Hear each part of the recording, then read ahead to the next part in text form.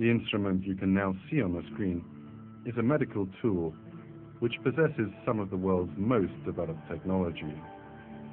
It is a life support system which people in intensive care are linked up to. But this entire room full of high technology pales by comparison to another far more developed system of biotechnology. This superior piece of equipment is the placenta, which surrounds the embryo in the mother's womb and meets all its needs. The placenta is like a kidney dialysis machine, a heart-lung machine, and an artificial liver. It carries out all these functions at the same time. It is a wonderful design which enables mother and baby to live. The cells which make up the placenta recognize the food particles from the millions of molecules in the mother's blood and allows these to reach the baby. Another of the placenta's duties is to protect the embryo. The defensive cells in the mother's body flow towards the womb to attack the growing embryo. But cells on the very outermost layer of the placenta form a kind of filter between the mother's veins and the embryo. They allow the nutrient molecules to pass, but not the immunity cells.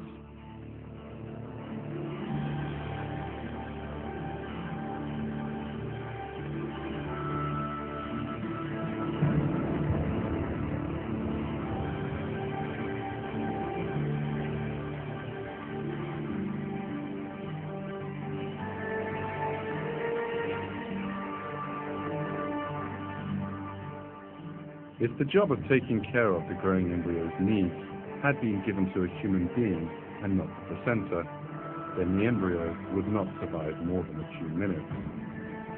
Because mankind does not possess the kind of technology, it would need to calculate the embryo's changing needs and then meet them.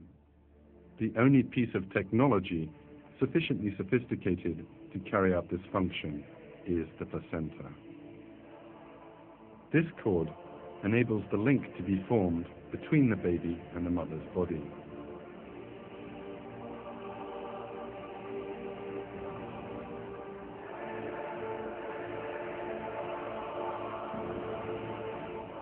This cord, which is cut and thrown away after birth, is in fact a true wonder of engineering and carries out vital tasks for 9 months.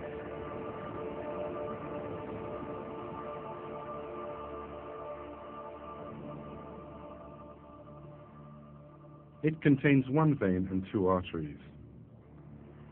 The vein carries food and oxygen to the embryo. Thanks to this, the embryo does not drown, even though it lives in a liquid-filled environment and its lungs are full of water.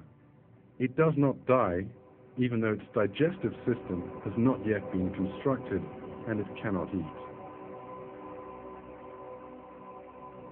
Both of these 2 basic needs are provided for the embryo through its placenta. The arteries remove the carbon dioxide and waste food products from the baby's body. Neither the mother nor the embryo growing in her womb are aware of these systems and processes.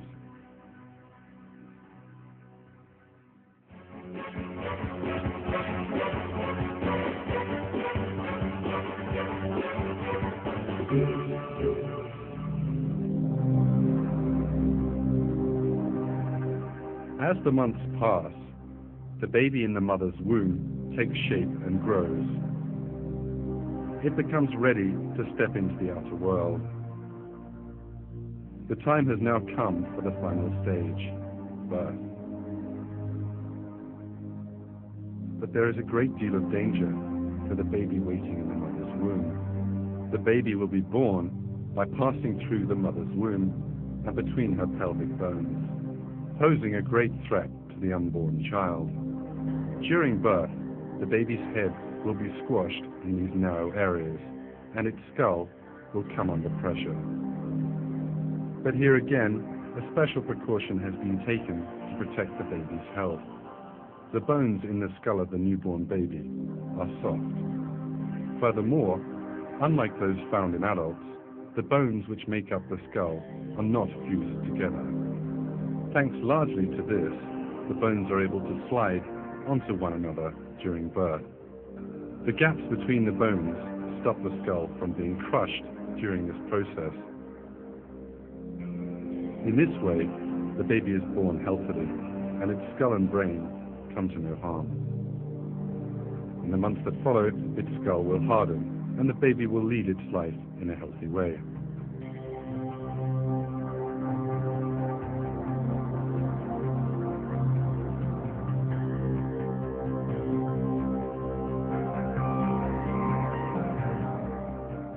The stages of development that have been recounted throughout this film have happened to every human being in the world.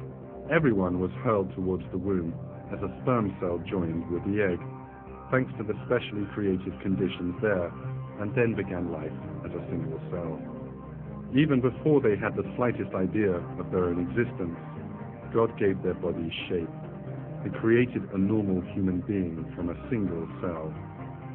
It is the duty of everyone in the world to consider this fact.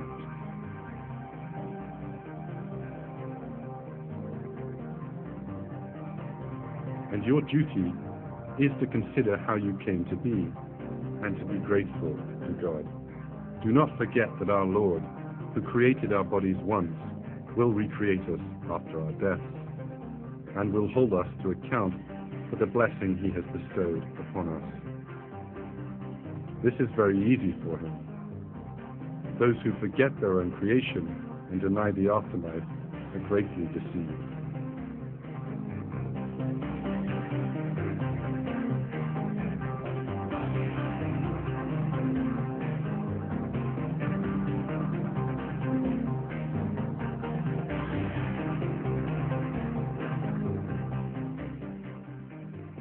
God speaks of these people in the Quran. Does not man see that we created him from a drop, yet there he is, an open antagonist? He makes likenesses of us and forgets his own creation, saying, who will give life to the bones when they are decayed? Say, he who made them in the first place will bring them back to life. He has complete knowledge of every created thing.